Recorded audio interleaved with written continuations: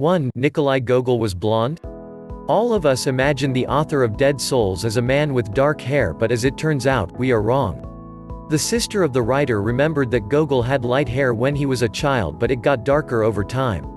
But even after that, he didn't have very dark hair as we're used to seeing him.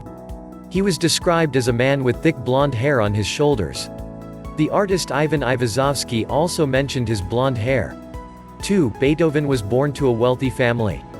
In fact, the composer was the second son of a singer from the Bonn Chapel and his wife Maria Magdalena Keverik. Their first child didn't survive, which was quite common for that time. Beethoven's father made good money as a musician, even working for the court of Clemens August of Bavaria, and the family lived in a very nice house. More than that, the composer's success is based on what his parents did.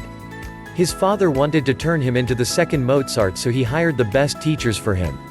3. Hans Christian Andersen loved children?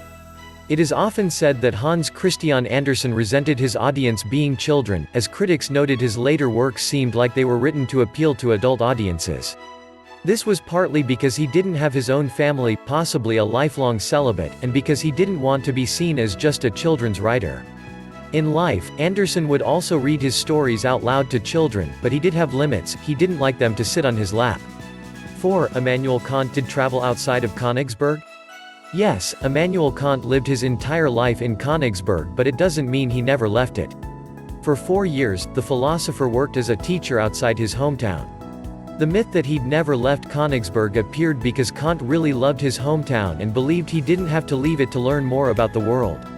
5. Tolstoy didn't wear the clothes of peasants? Artist Ilya Repin is partially responsible for promoting the image of Tolstoy as a man who wore a peasant shirt. When the writer saw the portrait of himself, he wasn't very happy, especially being annoyed at being portrayed as barefoot. Tolstoy would wear simple clothes but only for physical labor. When he was at home, he wore quite regular clothes, but unlike the clothes of peasants, his were made of expensive fabrics. And when he appeared in public, he wore nice clothes that included frock coats, powdered shirts, and hats. 6. Mozart never lived in poverty? Wolfgang Amadeus Mozart was a really successful musician and he earned very good money. But neither he nor his wife Constanza were good with money. They rented a luxurious apartment, they hired servants and sent their son to study at a good boarding school. This is why by the time he died, the family was in debt, but many lenders decided to let them off the hook. More than that, after the composer's death, Constanza was able to get an allowance which was a third of his salary. It was quite a lot for that time.